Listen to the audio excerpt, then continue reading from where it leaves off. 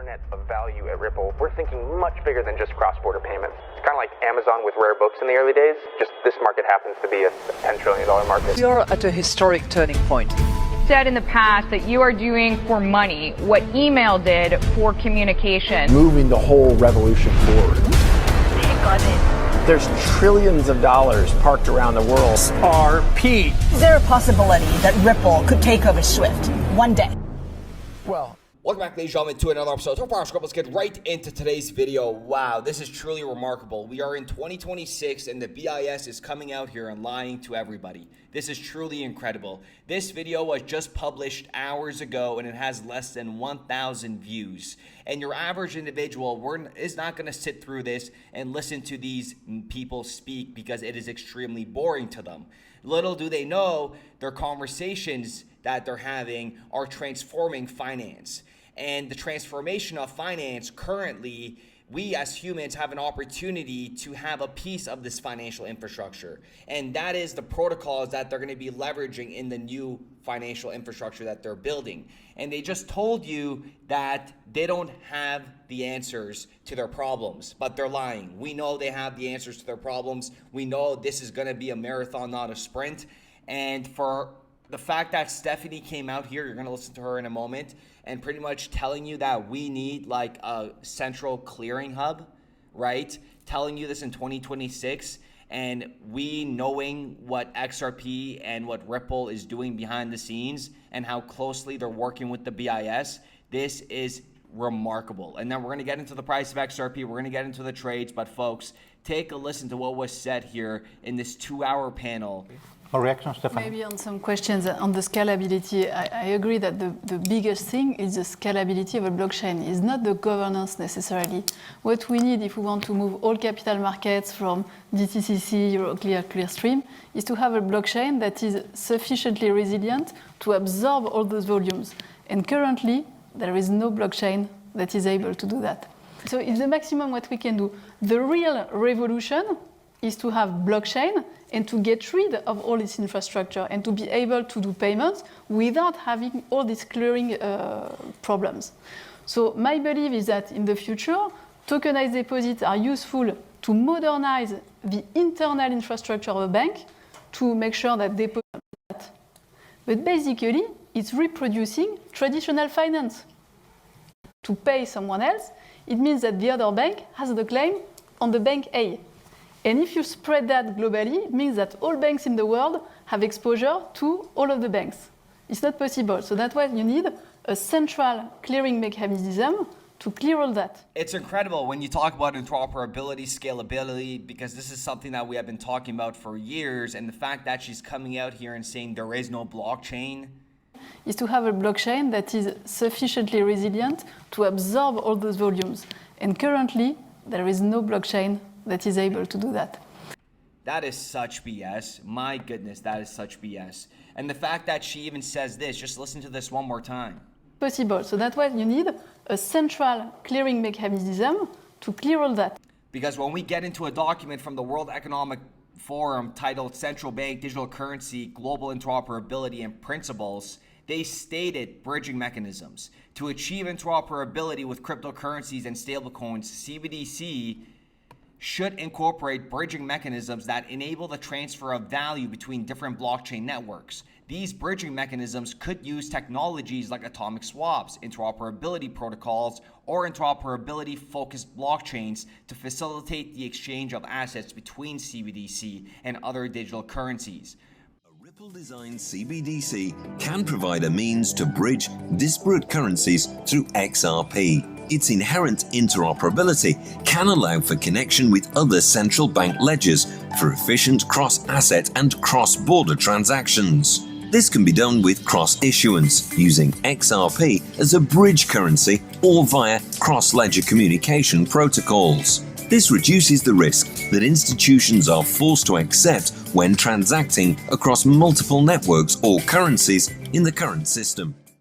Bridging should be compatible, standardized, and a part of interoperability APIs, and Ripple has all of this built in. And it's crazy that she's on a panel stating that, and when you have PDFs dating almost 3 years ago telling you the exact solutions to the problems that they're facing.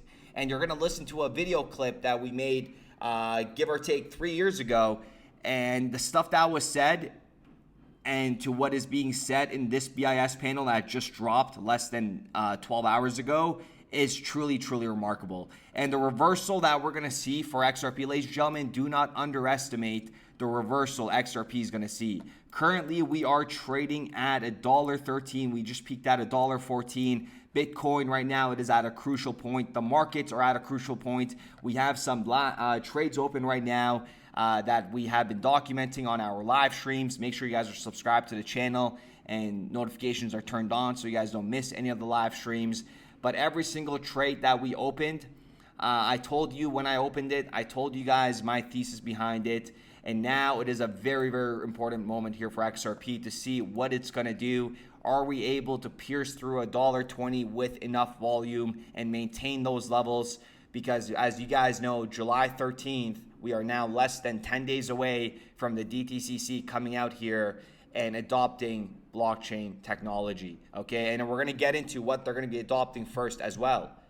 Do not expect July 13th for the price of XRP to skyrocket to $2, $3, $4, $5. Do not expect that.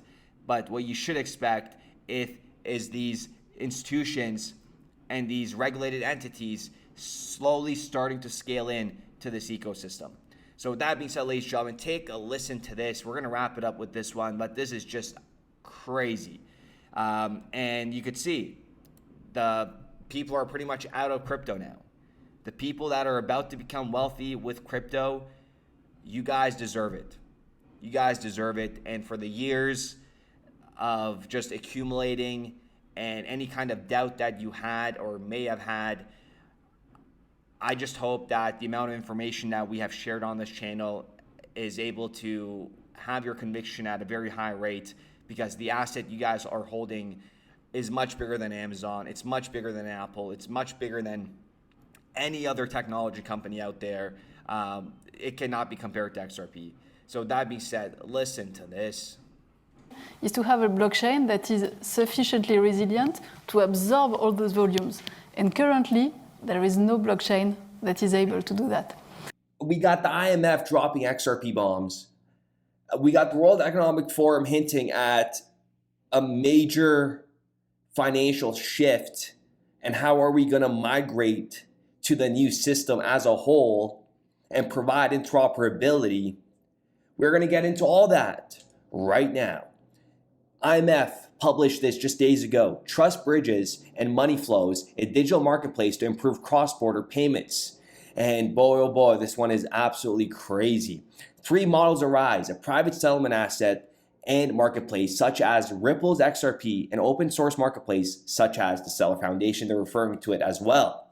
But take a listen to this. However, a public solution potentially run by a regulated private entity has key advantages such as tackling the coordination problem around centralizing participation and liquidity provision, offering clear and trusted governance and operational stability, and providing full compatibility with financial integrity standards. Oh my goodness, I cannot believe this. I cannot believe how big this is for Ripple and its digital asset XRP that is on the XRP ledger, of course. This is just so bullish. Bitcoin doesn't meet all these. It just doesn't, and it never will. And take a listen to what they said at the World Economic Forum panel in regards to payments, and then we're going to get deeper into this. And also, I'm going to drop a big yacht party update in today's video. But then I would say the biggest challenge that we see in the longer run, so you can solve for a number of these problems, but the bigger challenge that we see is not to find a good solution, but it is how do you organize the migration from a current environment with a very strong network effect with parties across the world, across issuers and investors that are connected on an ecosystem. How on earth are you going to organize that migration without expecting a big bang? And is even the added value of what we can see in the positives big enough to justify the huge investment in such a huge migration? And that's where I link that then to another point that has been made by several of the speakers. It's about interoperability.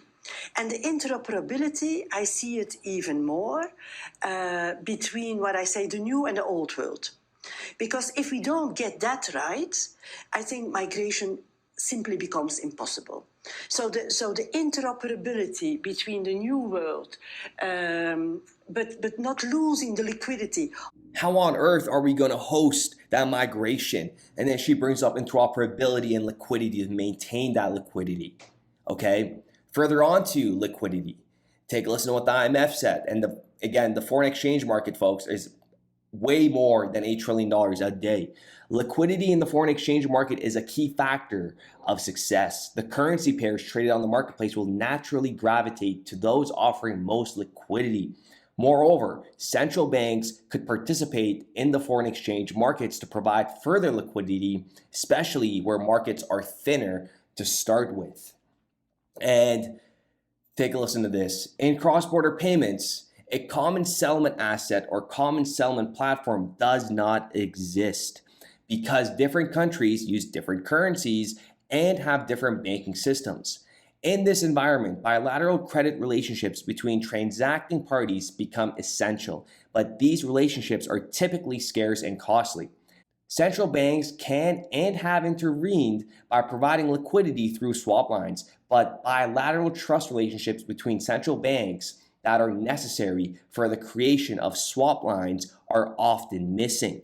There is a huge gap, and Ripple's here to fill it. This paper offers two possible improvements for cross-border payments. First, there is a possibility of a global clearinghouse that eliminates the need for a complete set of bilateral trust relationships. However, various particular hurdles may arise, such as obtaining political backing to utilize risk from swap lines. Second, this paper advances a more promising model for a marketplace to trade tokenized money directly across borders. A shift towards digital money may reduce the need for bilateral trust relationships and foster more efficient and competitive market making. But the proposal must be further discussed, including to explore models to enhance market liquidity and establish sound governance. And again, that is to be discussed still. How to enhance market liquidity. The writing's on the wall. Persistent in the future. But XRP, it's really about this very fundamental driver of demand. My family thinks less of me because I told them to buy XRP. And all my friends quit texting me cause all I talk about's the XCT. When the price rose, it was just like ecstasy, but then it crashed so unexpectedly, and no one's standing next to me cause I still tell them to buy XRP.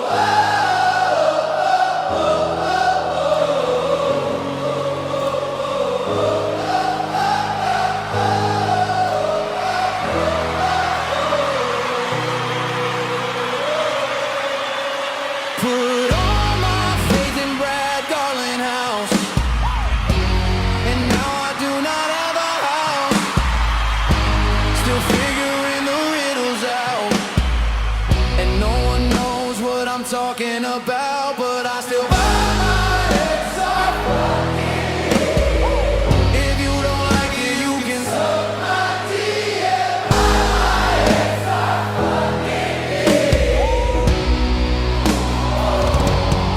my I guess that's just how it goes. Agendas nobody knows, and it's like the things that happen are all part of a show. You either see it or don't. You either will or you won't. But when the price is really low,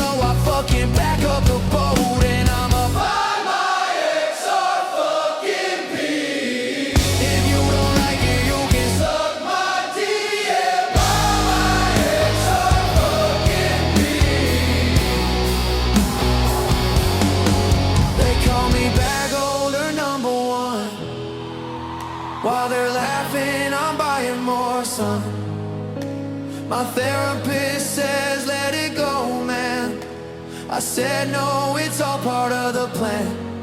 And when the flipping turns the page, I'll be laughing from my yacht's range. Cause every time they say it's dead, I load my fucking wallet up instead. And I'm a bye-bye XRP. If you don't like it, you can suck my DM. Bye-bye XRP.